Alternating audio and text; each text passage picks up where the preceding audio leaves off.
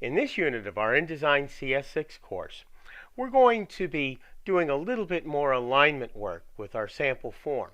Additionally, we're going to be dealing with some graphic issues and use this sample form as a tool for learning more about working with spot color builds within Adobe InDesign, as well as placing inline graphics, putting pictures and graphic elements inside of text blocks with our InDesign documents. But before we do that, let's do a little bit of cleanup for the work that we've already done. I'm going to close the tab ruler right here, and I'm going to go into the Fit and Window view. As I'm working with a Windows PC for this chapter of the InDesign course, I'm going to use the keyboard shortcut Control-0 to go back out in that Fit and Window view. If you're working on the Mac, of course, that keyboard shortcut is Command-0 to go out in that Fit and Window view. I'm going to get my selection tool, and I'm going to bring a ruler guide down to approximately 7.5 inches deep on my sample form. Then I'm going to take the top of the text frame that we placed and bring that down to that 7.5 inch horizontal ruler guide. Now when I do that, I can't see all of the type that I've placed inside here, and I know that because I can see this little red plus sign down to the lower right hand of the text frame. Whenever you see that, it means that there's more text available in this thread than you can actually see within the text frame size that's available. Let's stretch this down to the bottom of the page, just a little bit further like this, so we can see all of our text, and we'll know we can do that because that red box with the plus will change once again to a blue one with no content inside of it. I'm going to go back and get my text tool, and what I'm going to do is I'm going to highlight the last 3 lines of type, and I'm going to change the leading for that from 30 points down to 18 points. And when I do that, it actually brings that text within that bottom margin area. I'm now going to go back to the selection tool and bring that up so it lines up to the bottom margin of my sample form document. Now that I've done that, what I'm going to do is I'm going to grab a new logo and place it on the page. I'm going to use the keyboard shortcut Control-D. If you're working on a Mac, your keyboard shortcut would be Command-D. And what I'm going to do is I'm going to double click on the Total Training Online 2 Spot Color Outline EPS file. Double clicking replaces all that text that we had with the logo that I just placed. That's not what I want to do, so I'm going to go Control-Z to undo. It'd be Command-Z if you're working on your Mac. And what that'll do is put that back into the place gun with my cursor. And I'm going to put this down at the bottom of the first block of text that we set. Click the mouse button to place that logo on the frame. Now, as I look at this, what I see is I see green and blue and a lighter blue as the 3 color builds that are loaded inside of this logo. Now you can of course create those with process color, CMYK, components of cyan, magenta, yellow, and black, but in this case what's actually happened is these are spot colors, precise colors that are used to match up with the trade dress, if you will, that Total Training uses for their graphic design work. If I go to my swatches panel right over here and open that up, I'll see that I have my process colors just like I've had before, the CMYK and also the RGB. But as I go to the bottom, I'll see that I have 3 new spot colors. Pantone 288, which is a deep blue, Pantone 355, which is a bright Kelly green, and then a tint of that Pantone 288. Now these are specifically what are known as spot colors. I can see that right here because it's got little boxes with spots here. But what that means is that we can load the press up with exactly these colors to get exactly these Pantone spot colors. 288, C stands for coated stock, and Pantone 355, which again stands for that coated stock for a bright green. And we can use those with the document. If you're only going to use 1 or 2 colors in a print job, and you're not using any color photographic images, you can save yourself a significant amount of money printing with the precise spot colors that you're looking for, as opposed to trying to make those up with cyan, magenta, yellow, or black. As a general rule, putting 2 or more spot colors in here is about the break-even line between what it might cost you to do that for printing in process color as opposed to printing with spot color. But to demonstrate what we're doing today, we'll be working with the spot color model and building this form with Pantone 288C and Pantone 355C throughout the rest of this chapter of our InDesign course. I've got these colors available to me. As I work with this text down here, I can make that text one of these specific colors, and we're going to do that in just a little bit. But first what I want to do is I want to place some check boxes in specific spots down here in this bottom text frame. So I'm just going to click inside that text, just go right into the center right here. And what I'm going to do is I'm going to change back to that larger display view percentage, or 150% zoom, so I can see all the way across the screen. I'm now going to get my rectangle tool that's hidden right over here. In this case it shows an ellipse, but if I hold the mouse button down, it allows me to choose between a rectangle, an ellipse, or a polygon tool. I'm going to get the rectangle tool, and what I'm going to do is I'm going to create a 1/4 inch rectangle that I'm going to use for my checkbox. Now I could drag that out and fine-tune it, but if I want to do that just quickly and easily with precise numerical control, all I have to do is click the mouse button. And when I do that, it gives me the ability to create a rectangle. If you don't have the size that shows a 1/4 inch all the way around, just like I've got right here, change those factors to a 1/4 inch for the width and a 1/4 inch for the height, and say OK. And when I do so, what it's going to do is it's going to put a rectangle here with a black 1-point stroke all the way around it and a fill of none. Those are my default color settings. Now I'm going to change the rules right here by going to this little arrow just to the right of the stroke proxy.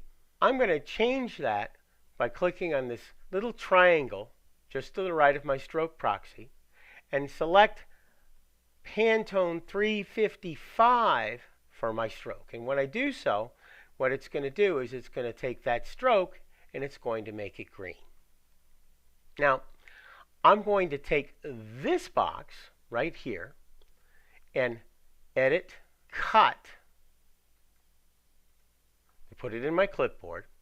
I'm going to get the text tool and I'm going to click just to the left of the word check in the second line of that frame, and I'm going to go edit, paste, and what that does, that places my green rectangle here as what's known as an inline graphic. It actually makes it a part of the text frame that I want to be working with. That box is a little bit larger than my type, so what I'm going to do is I'm just going to very quickly drag a couple of horizontal ruler guides to match up with the height of my type. Then I'm going to get my selection tool and click on the rectangle.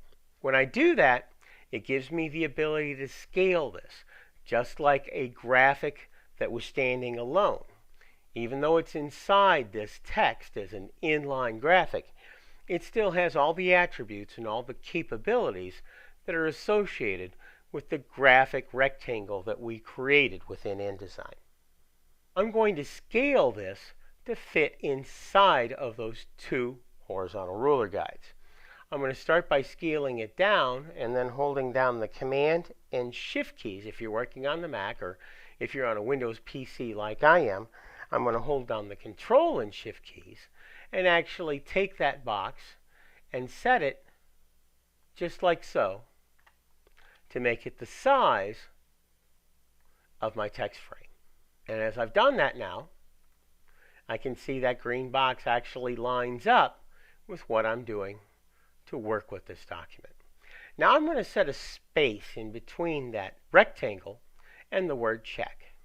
I could just click on it with my text tool and hit the space bar, but what I want to do is I want to set a standard fixed space between these 2 elements. So I'm going to place the cursor right in between the 2. And when I do that, I'm going to go to Type, and I'm going to select the Insert White Space, End Space menu command. When I do that, it actually creates a space that would be exactly the same size as a lowercase n for whatever font I'm working with. I'm going to be using these check boxes in a lot of areas right here. I'm going to place them here, of course, for the check and the money order and the credit card, but I'm also going to use them for options for my ship by area, to select whether I want to be kept informed about latest course offerings from Total Training, as well as placing them here for email, direct mail, and for phone. Just like anything else within design, it's much faster to take work that you've done and simply duplicate it when you want to create multiple items. So I'm going to highlight both the rectangle and that end space that I set. I'm going to go to Edit, Copy, keyboard shortcuts Control-C on the Windows PC, Command-C, of course, if you're working on a Mac. And then I'm going to click just before Money Order, and I'm going to go Edit, Paste. Keyboard shortcut here is Control-V on my Windows PC, Command-V if you're working on a Mac. And that'll place the second rectangle that I want to work with. I'm just going to use the keyboard shortcut from here on out. So I'm going to click just before Credit Card, and I'm going to go Control-V. I'm going to do the same here before UPS, USPS for the Postal Service, and FedEx. I'm going to go right after this S for Keep Me Informed about Total Training's latest course offerings. Just place a plain old space in here by hitting the space bar and go Control-V once again. And then I'm going to place those last options right here.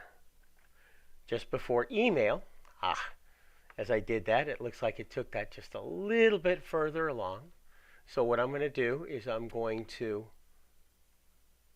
bring this down like so. Do the same thing here before direct mail and before phone.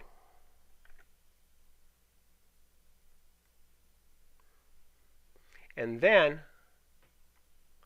I'm just simply going to adjust this up a little bit to give me that extra space I'm looking for. So I'm going to get my selection tool and move that up so it sits right along the bottom edge or my bottom margin for my sample form. Now, I've taken that and I've placed that information inside of here. I've got those check boxes that I want to build, and I've scaled them to fit. What I need to do is I need to take this type that's currently black, and I want to set that up in such a way that I've got all this set and all this built in those two color builds we're going to use for spot color, Pantone 288 and Pantone 355.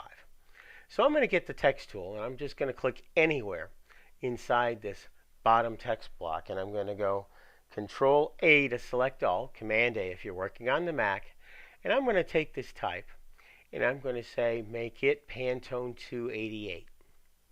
When I do so, and I click away, I'll see that all that type is blue. Nonetheless, the inline graphics that I placed are actually set as green. I'm going to do some custom spacing.